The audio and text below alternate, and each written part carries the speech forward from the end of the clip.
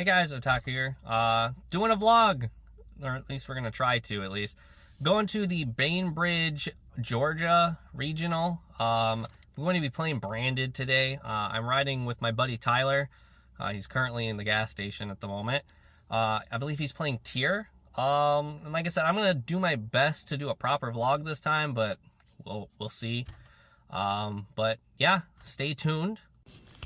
Alrighty, here we go.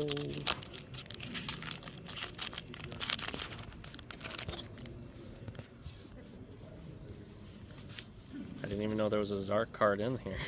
Is it actually? Yeah, Spring King Zark, Synchro Universe. I didn't know there was another one. I thought the one in AGA was the last one they made. Oh, Silent Swordsman 0. Yo, that's gotta be like, what, like 20 cents? Probably. 25 cents. We'll be generous. Hey, that new Pearly card. No. Fishboard. Oh, that's actually not bad. Goatee players, let's go. Yeah. I see you got a Sangan card in there too. Yeah. Tenpais. Oh boy. Sinful Spoil struggle. I'm struggling to pull a good card. What was he? What even is that? Multi-universe? Bro, I don't even know. It's a field spell card. It's like set rotation, I think. Weird. Alright, last pack. Anything good? I got the spell for voiceless that I needed. Oh, that's good at least.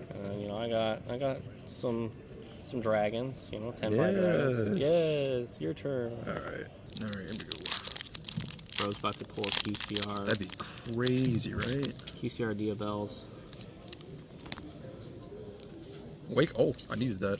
Is it the Centurion card? That's the new Ultra. Yes. I have one, but like, I'll take two. Good start. Let's get a Hydra. That's what I want.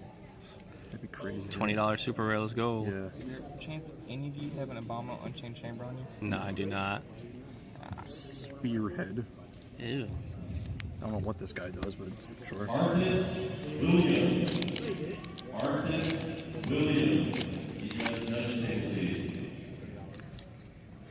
That's the second time he's asked us. I know. Bro, I can't even see the cards when you're looking at them. Oh, my bad. Pendulum Witch. Yes. I don't know what this card That's does. how you know I didn't care about this set. No, Because this set, I don't know what's in this set set. is straight ass, bro. All of these cards are terrible except for Tenpai. And this is fine. And like the Centurion and card. this, I'll take that. Can't be mad about that. Ooh, Secret rare, you got the Nightmare Apprentice. I don't even know what's worth anything. It's worth something. Oh, okay. Hey, we got a Hydra too. Let's go. Things insane. Is it just like an illusion support card? Or what? Yeah, it's really good with illusions specifically. Churns, silence, and a Gargo. I need that also. Woot. Okay, here we go. Alright, so to start, I'm the worst vlogger ever. The footage that you saw just before this was literally all I got.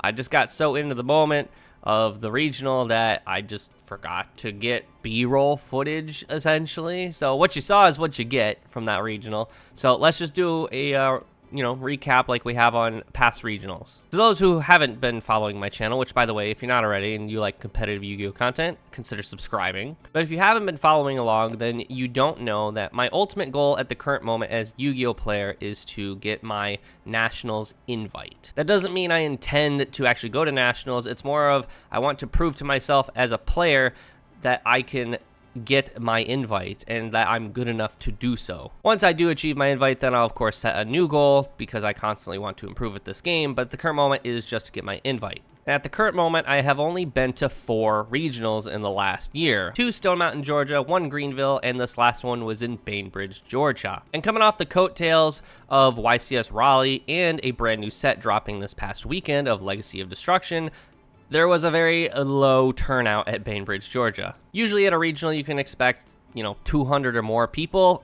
This time around it was 84 people. It was a very empty gymnasium. So for round 1, I was going up against a Voiceless Voice, a deck that I have not only lost to a bajillion times in the past, but I have recently built, so I have officially learned the cards and the matchup. And I'm playing Branded, which realistically is a very good matchup into Voiceless Voice. I lost. Not a great way to start out a small regional with only 7 rounds, with, getting a loss right out the gate. But I got 2-0'd by Voiceless Voice. Game 1, he went first because he won the die roll, and he sets up a pretty, standard board. He has the new spell Blessing on the board. He has the prayers, or no, the other spell, the barrier. He has barrier up on the field. He has low, Skull Guardian, a low in the graveyard. This is a very important detail. Trius, and he has the Pendulum Graph. Now, I opened a pretty cracked hand to break this board. Usually, Super Poly is not good enough to kill Voiceless Voice because they can just rebuild the board, but I opened 2 of them. The problem here being is that I did my sequencing wrong, and I did not break his board, and I proceeded to die. I used the first Super Poly to get rid of the Pendulum Graph and the Skull Guardian to make Mud Dragon, and then he, of course, used Blessing's effect to special summon the Skull Guardian in his hand. And then when he went to go revive Low from the graveyard, I had a Bestial Serenir in hand, so I banished it before it could re-hit the board. The problem being is, again, there was one in the graveyard, and this is where I haven't learned every detail in Voiceless. I proceed to go to the battle phase, thinking that my Serenir is big enough to break the oh-so-wonderful Skull Guardian on the board, and I go battle, attack, and he goes, cool, you take like 1900 damage. And I'm like, what? This is where I learned that Skull Guardian doesn't get his Omni Negate, but he still gets double attack if Low is in the graveyard. At this point, I, of course, couldn't break his board because, again, I did my sequencing incorrectly, and I just ended up scooping when we went to Game 2. Game 2, I go first, and I open all 3 Cartesia. Not a good time. Now, usually, seeing multiple Cartesia isn't the worst thing in the world unless he opens Imp, and he opened Imperm. But not just that, he opened 2 Imperms, so in his draw phase, he Impermed Cartesia again to make sure I couldn't fusion summon and, try to establish a board. So, unfortunately, I got 2-0'd. And then in round 2, I got the bye because it was an odd number of people there, so there was a bye, and I got it round 2. So free win, we take those. But we're only 2 rounds into the 7-round regional, and already I'm pretty demoralized. I am aware due to low turnout that the top placings for, invites isn't going to be very generous. You're going to have to do very well at this regional to be able to wiggle in to get your invite. But not only that, my usual standard for going to regionals seems to always be losing the first few rounds and trying to win my way up. Yes, I have a win under my belt, but it's the bye. So again, I'm not feeling very good at the moment. So we go into round 3, and I win the die roll, so I go first. And despite getting impermed not once, but twice, I managed to set up the puppet lock. I normal summon Cartesia. I use Branded Opening to special summon Aluber to get to Branded Fusion. He tries to imperm the Aluber. I chain Cartesia. He chains another Imperm, and I chain Super Poly. And as said, I was able to set up the full puppet lock. I hit him in the draw phase, and he scooped, so I have no clue what he's playing. So here we are going into game 2, and I am siding for an unknown deck. All I know is he's running 2 Imperm, which could be literally anything. I have to have the read that it's most likely going to be a very meta-contending deck. We are in round 3, and I am towards the middle of the tables, so most likely it's a meta-contending deck. So my immediate assumption is Snake Eyes, and sure enough, I had the read. My opponent, of course, starts setting up the typical Snake Eyes board until he goes for 1-for-1, and he summons Rescue Ace Hydrant. Now, all that being said, he doesn't see any of the other Rescue Ace cards except for Rescue Ace Hydrant, which he then searches Airlifter. And that's really it for the Rescue Ace part of the deck, but he did run the whole package, he just didn't see it. I did open Bestial Magnum in hand, so when he went to use the Flame Burge to put IP in the back row, I of course prevented that, which made his end board significantly weaker when I then used Magnum to search Druis for my turn, and I used that to banish his Formula Synchron, summoned Cartesia, fused away the Cartesian Druis Worm to make Granganol, used the Druis Worm to send one of his bigger monsters to the graveyard, and I proceeded just to break his board and 2-0 him. So I'm feeling a little more confident now because out of the 2 games I have actually played, I have won one of them, and the one I beat was the best deck in the room. Well, not entirely, because it had Rescue Ace cards in it. So far I have seen Snake Eyes, and I have seen Voiceless Voice. Feeling pretty good, I'm seeing the decks that I have been expecting, but it is Legacy of Destruction weekend. We're going into round 4, and we're going against Tenpai. Once again, I win the die roll. Unaware that I'm going against Tenpai, I choose to go first, and I start building up a puppet lock board. But however, I'm getting hit with every interruption in the fucking game. I got hit with Valor, I got hit with Imperm, and I got hit with Ash. I managed to set up an okay board. I had Granganol, I had Lost, I had Branded in Red set with an Albaz in the grave, and I believe I had a Bestial, or not a Bestial Lubellion, a Lubellion the Searing Dragon. Overall, nothing too crazy, but I thought it was going to be enough for literally any deck other than Tenpai. My opponent goes first, and he summons Pydra, and immediately I'm like, oh fuck, I'm going to lose. He starts going like the line, he summons Pydra, gets the field spell, he uses the field spell, and then gets Chandra, I believe, and then he like goes to battle, starts doing shenanigans with the Tenpai dragons. However, my buddy told me, if I don't see the ultimate rare Trident Dragion, don't scoop. You know, if you're going to beat me, show me the money. So I decided not to scoop, and somehow, by some weird miracle, I lived the battle phase. He did not manage to summon the Trident Dragion. He possibly didn't even have it. But he did get like both the synchros on the board and just almost killed me. I think I lived on like 1700 health. And we get back to my turn, and I just managed to start establishing a board. He has no cards in hand, which means I know he has no interruption. And so I start establishing a board. I make Mirror Jade. I use Mirror Jade to banish one of the synchros. I then use Mirror Jade to crash into the one that requires you to battle. And then I use Mirror Jade's effects, so that way on my end phase, I'll nuke the rest of his board. Meaning that on his turn, he has to rely off of his top deck. We get back to him, and sure enough, his top deck was not enough. He top decked Ash Blossom, and we went to game 2. We get to game 2, and he decides to go first, which was quite impressive because I know this deck does not like doing that. He ends up just putting Chandra and like 2 sets and passing, and I go to take my turn, and one of those sets was a Solemn Strike. And if I chose to go to the battle phase, he would have just started doing stuff because they can do it in my battle phase as well. Unfortunately, he opened like 3 more hand traps. I wasn't able to establish a board, and when we got back to him, almost lived the battle phase again, but he got to finish me that time. I summoned like Masquerade, and he almost killed himself. He was down to like 1200 life points, 2 effects away from dying before he finished me, which was pretty interesting, but I'm assuming that because he kept playing into it because he knew he could kill me before he killed himself. But game 3, despite the fact that I know I'm going against Tenpai, I choose to go first again, and he hand traps me 4 times, 1 card in hand, and sure enough, that 1 card in hand is not a Tenpai card.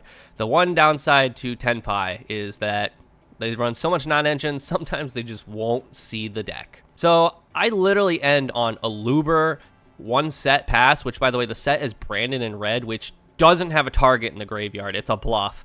Somehow, he didn't see his deck, so he just passes on that, and I'm doing literally a Luber beatdown. 1800 pass, 1800 pass. I think we went 6 go-rounds on a turn, and the one time he sees engine, by this point, I had already found Super Poly, so I just set it.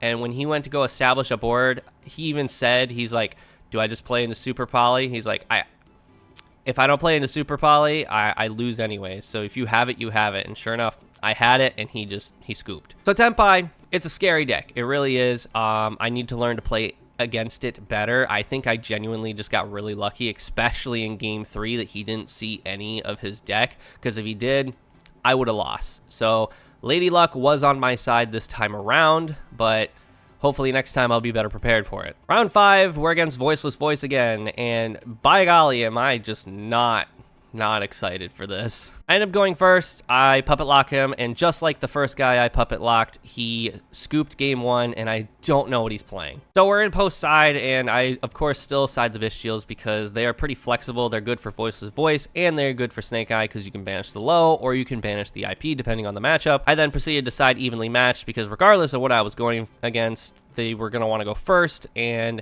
I want to break the board. I once again opened Bestial Magnum. Despite being a 1 of, I swear it was glued to my hand. And sure enough, I'm going against Voiceless, and they proceed to do the combo. They get Blessing on the board. Homeboy tried to do the he got Blessing and Barrier mixed up, and so when I summoned Bestial Mag, he's like, Barrier effect to Ritual Summon. I'm like, hey, don't do that, bud. He's like, oh, my bad. And then proceeds to activate Blessing from his hand, so I think he was just looking at it in his hand. But he ends up establishing a pretty decent board, and I do believe I proceeded to get to my turn, and I just cracked it and won the game. I don't recall going to a game 3. We actually did go to game 3 now that I remember, and I go first because I lost game 2, and I attempt to normal summon Cartesia and attempt to use effect, and sure enough, he just tells me no. So I use Branded Opening to summon out the Quem, and again, he tells me no. With a Veiler, I use Talents to put away another Imperm, and then I proceed to set Fusion Duplication because I opened it, and I pass there. So the game plan here is that I'm going to make Granganol, use Granganol to dump the Bestial Serenir to dump Branded Fusion, and Fusion Duplication to proceed to set up the remainder of the Puppet Lock, because I'm still able to do that. He then normal summons Diviner, dumps Intis, uses Intis to pop the back row, and then he sets up a pretty weak board because since he didn't dump Trius, he had no way to get to low. So his end board was Diviner the Herald, Skull Guardian, and Pendulum Graph with just a barrier. He didn't even have Blessing or Radiance. And with that, I proceeded to crack the board because I didn't have to worry about an Omni Negate, and he didn't even have a low in the graveyard, so I didn't have to worry about a 4100 beat stick either. So I proceeded to OTK him, and sure enough, we snag round 5. So doing pretty good. It's my typical MO. I lose the first few rounds and just have to go through the constant stress of having to win my way up to even try to get an invite. And sure enough, we get to round 6, and I'm up against Snake Eyes Cash. So we'll go game 1, and I go first. He manages to stop a few areas, but nothing that could really stop my gas. However, I wasn't able to get to Puppet Lock even with the hand I was given, unfortunately. So when he was interrupting stuff, I just really couldn't get to the Puppet Lock. I couldn't even think of like an alternate route.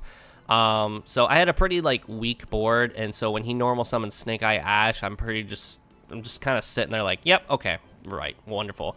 However, I ended on Sanctifier regardless of the puppet, and he special summons Fenrir, and I felt really dumb because if I used Sanctifier to summon his Ash Blossom from the graveyard, he wouldn't have been able to special summon the Fenrir. That being said, I don't think I was going to win game 1 to begin with. Game 2, I also fumbled. I chose to make an interesting choice and to go second.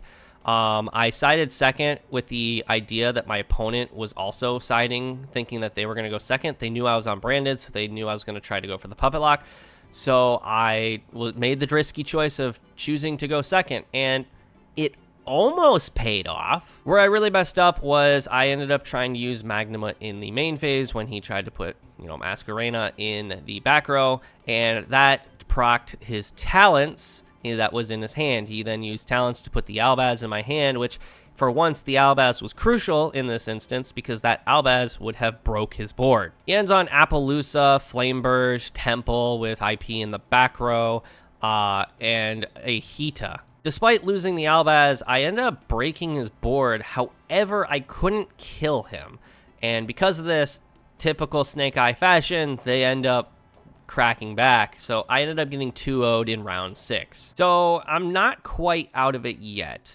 X2s in this regional do have a chance to sneak in, and the only way they do that is if they get good tiebreakers and if there's not a lot of draws in the tournament to begin with. Not to mention, we're about to go into round 7, so might as well just play out the final round, so that way, I drove 4.5 hours there, and I'm driving 4.5 hours back. Our 9-hour round trip, I'm getting my fill of Yu-Gi-Oh! In. So we go into round 7, and I am up against Tearlaments, a deck that I have had a extensive amount of practice with in the recent format. Thanks to my buddy Tyler, who was also at the regional, who was also playing a very similar build as the guy in round 7. I had a very extensive amount of knowledge on how this build works and how to beat it. My opponent wins the die roll. He goes first, and he sets up a fairly impressive board. He sets up the Little Knight, Colossus, a Dracostapelia,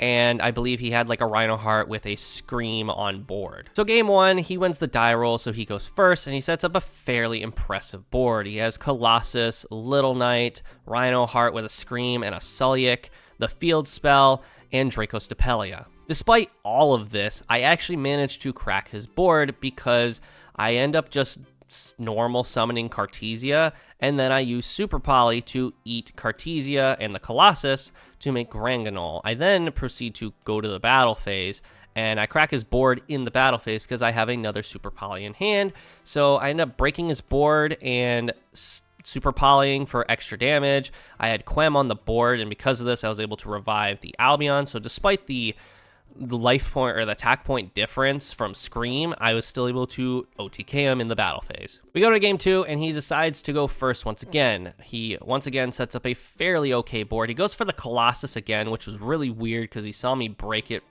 almost instantly. I don't think Colossus is that great of a card, especially in the current format. There's just way too many ways to out it, and it's just like in decks that can play it, it's a weird win more strategy, but he goes for it again.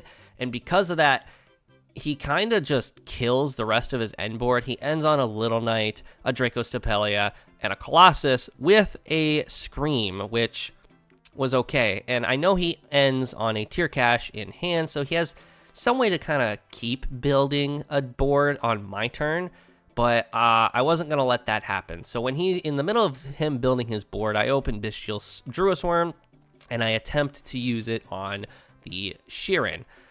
He, however, uses Keldo, to put back the Sheeran regardless. He doesn't get his fusion summon, but he also doesn't lose a vital piece of the Tearlament's interactions, and I keep the Druisworm in hand. He then uses Talents to put back the Branded Fusion in my hand, which was really weird because he saw I had Thrust. But hey, you know, if he doesn't use the Tier Cash or any effects to, you know, proc this Thrust, he'll be fine. So we get to my turn, and I top deck the Evenly Matched. I go straight to battle, and he banishes everything except the Colossus.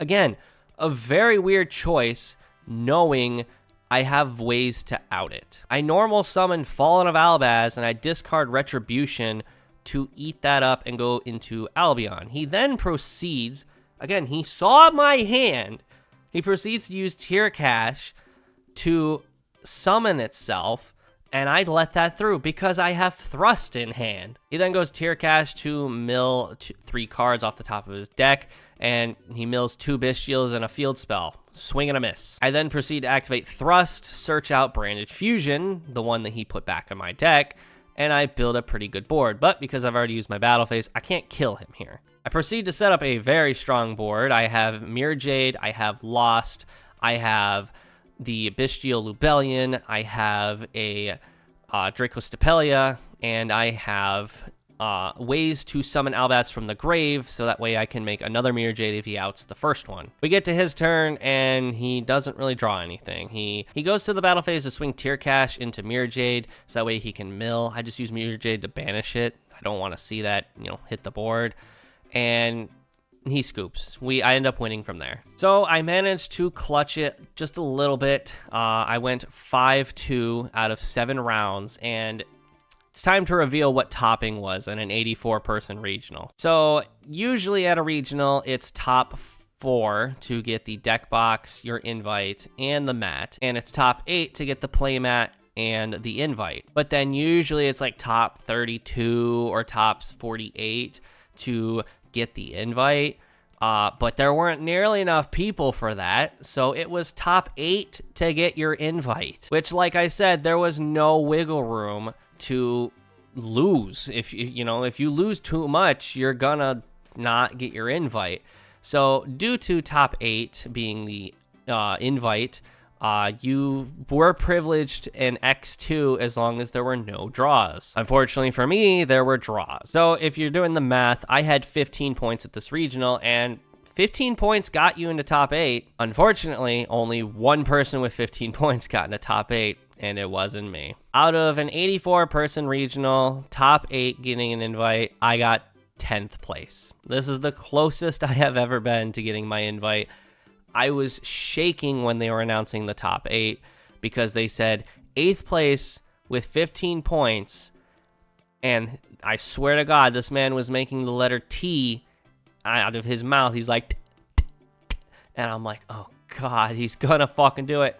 And he didn't call my name. I was shaking with adrenaline walking out of that building because I was so close to getting my invite. Now, that being said, as disappointing as it is that I didn't get my invite for the 4th regional in a row, I have seen a significant amount of improvement in my playstyle as a player since the last regional. This is easily, by far and none, the best branded I have ever played, but also the best Yu-Gi-Oh! I have ever played. And if in round 1, if I just sequenced a little bit better and didn't get so nervous and choked up, I probably could have clutched out this regional. But I know what you all are here to see. You want to see the deck list, so let's just jump into it. All right, so real quick to start, I do want to point out that there are a lot of builds of branded out there, and I have tried a great deal of them, especially before this regional in particular, because this was a very scary regional coming off the tail ends of a YCS, a new ban list, and it was the release weekend of the brand new core set Legacy of Destruction. So there was a lot for this regional. I was expecting Tenpai, I was expecting Voiceless, I was expecting Snake Eye, I was expecting Cash, Branded, you know, a lot of that stuff we've already been seeing, but I was also worried that I was going to see Lightsworn, because Lightsworn was one of the brand new decks, and I'll be honest, I haven't really read any of those new cards yet, and I just didn't get the time to doing so. So I was scared I was going to see a deck that I was unfamiliar with at this, you know, this regional. There's a lot of interesting choices for this deck build. I mean, it's going to look like a standard branded deck profile, but I do have reasonings behind a lot of my stuff, a lot of my choices for this deck. So, you know, just bear with me. And I, for once, am going to show the side deck. I know I don't normally show the side deck in these deck profiles, but I do want to show the side deck for this because I do want to explain my choices behind, or my reasoning behind the choices for the side deck. So let's just jump into it. So to start, we do have the standard, you know, 3 Albaz, 3 Aluber, 3 Cartesia, and 1 Quem. I chose not to do 2 Quem, one because I don't own it, but I did have the opportunity to borrow one from a friend.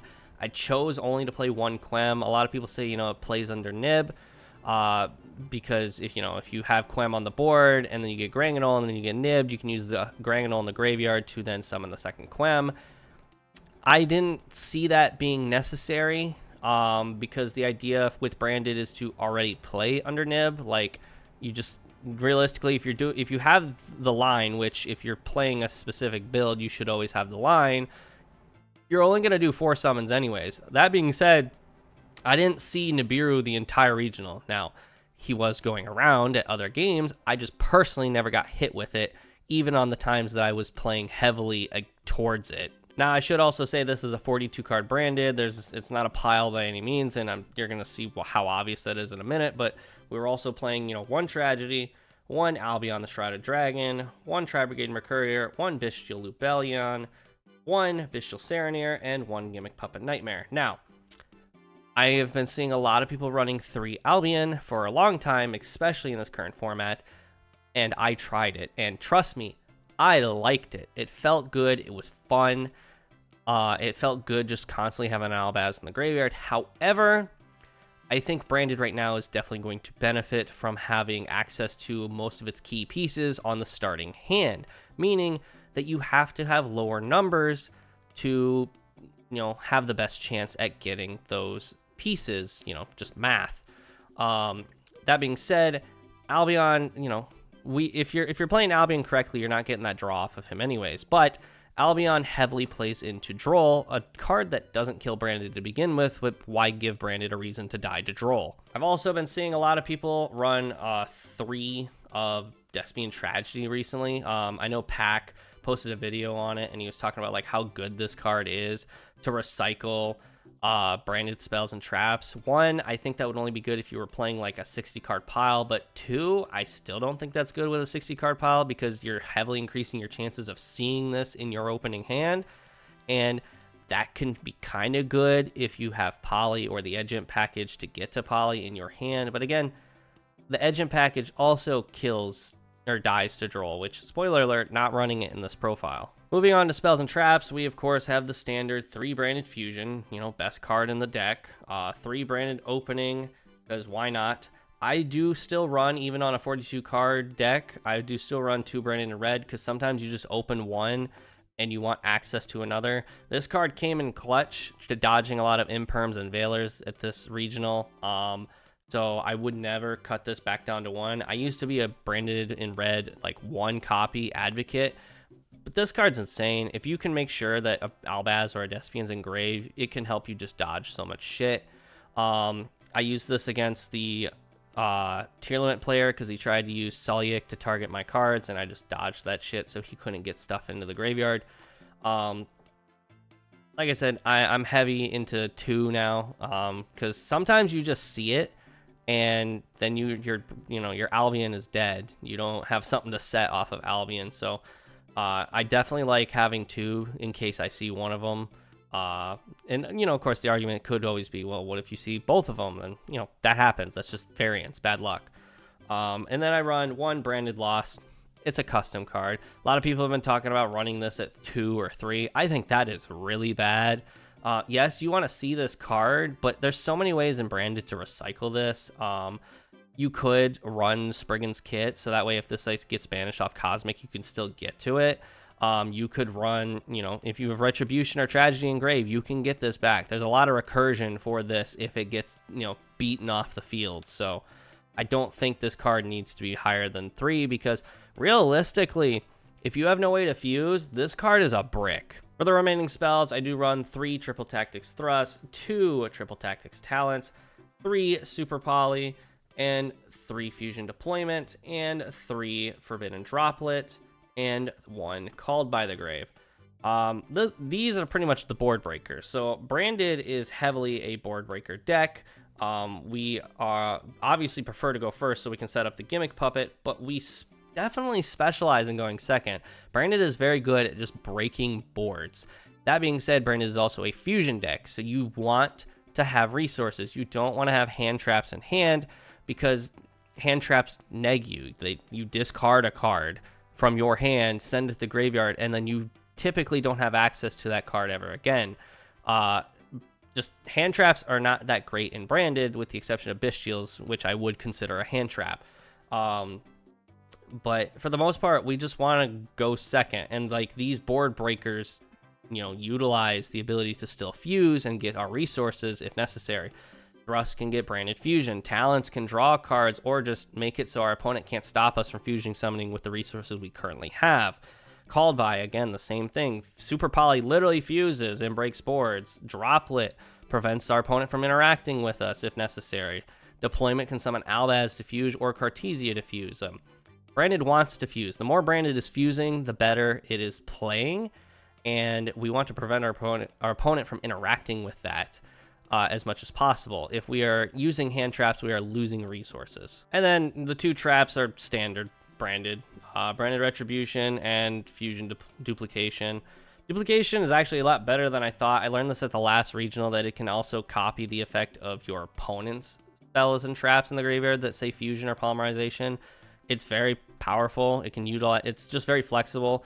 That being said, I don't always side Puppet out going second, but I typically side this out going second because you just don't want to see it. Unless it's a deck you're going against that is going to drag on, you can still utilize this. That just didn't happen to me at this regional. And then Retribution, I typically there's many times I wish I was running 2 of this. That being said, it's a brick if you open it, unless you have a way to discard it like Albaz or Branded Opening. There were many times that I did consider running Kit in this build. The problem is Kit competes for the normal summon at times, not all the time, but also Kit kind of confuses the line a little bit, because if you open Kit in hand and you fuse into Granganol, you're obviously going to want to dump an Albaz Fusion, whereas in a smaller build like this, a 42 card build, you're going to want to just dump the Puppet if you have ways to get to it, which typically you will. So you just want to have the most direct route to the Puppet going first, and Kit kind of messes with that and heavily plays under Nib, might I add. But like if you use this card's graveyard effect, Kit can get this back, which you can then set it and use its other effect, and then later use its graveyard effect again. Kit's very good. I just chose not to use it. I think Kit's better in like a higher number list. But since I'm playing 42, Kit again was competing for the normal summon, and just messed up the lines a little too much. As for the extra deck, it's pretty standard for the branded extra deck. We have, of course, the 1 Sanctifier, 2 Mirror Jade, 2 Albion, the branded dragon, 1 Titaniclad, the Ash Dragon, 1 Renbrum, and 1 Lubellion, the Searing Dragon. Now, these, of course, are just our Albaz fusions alone. But the only thing I wanted to bring up with all this is, like, Renbrum is kind of standard in the sense that, you know, he's one of the Albaz fusions you dump off of Mirror Jade, and then you can use him to revive an Albaz in, like, the grind game. The crazy thing here is like, I really feel like we are not in a grind game format right now. I really considered cutting Renbrum for this regional. He only came up once, and I summoned him. I summoned him against the tier player to threaten anything they possibly did fusion summon. Just be like, no, you can't use this effect, and then bounce it or something. But they used Sulliek to negate it. But I never once sent Renbrum to the grave to use his graveyard effect. It just never came up.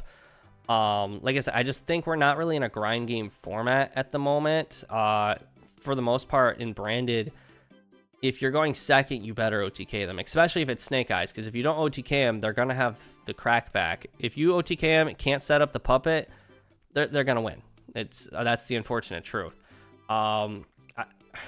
I'm still iffy on cutting Renbrum. Like I said, I just don't think this is the format where you just want to dump him and hope that your opponent can just summon something that Albaz can eat, especially in a fire format.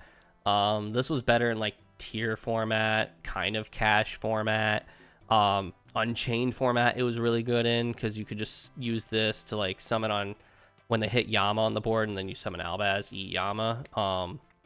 But overall, I don't know. I considered cutting this. I'm still iffy on this. You know, stay tuned for the next branded deck profile. But there's a chance if fire sticks around too much longer, I might just cut Renbrum. For the rest of the extra, we do only run 1 Granganol. I used to run 2 Gran. Leading up to this regional, I was playing a lot of decks that ran 2 Granganol. 2 Granganol is really good. Just being able to have like an easier line to the puppet if, you know, something gets messed up. Then being able to just dump the puppet on their main phase is really good.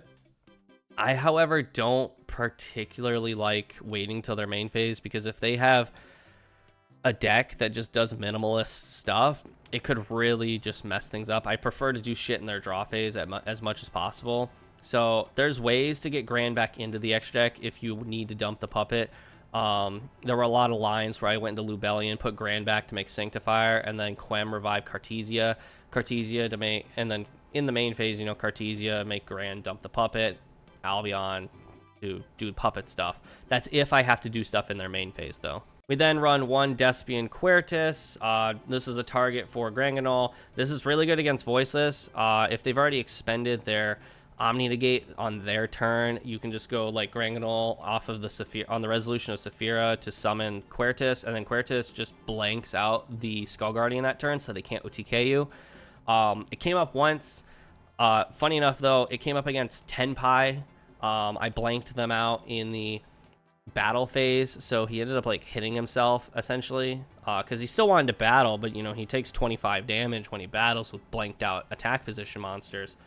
So it came up. It's useful against Tenpai. I wouldn't say it's the end-all be-all against Tenpai, though.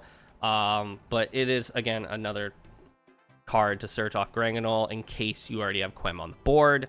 I run 1 Masquerade. This was a tough one. For this regional, it was between Furious Dragon and Masquerade.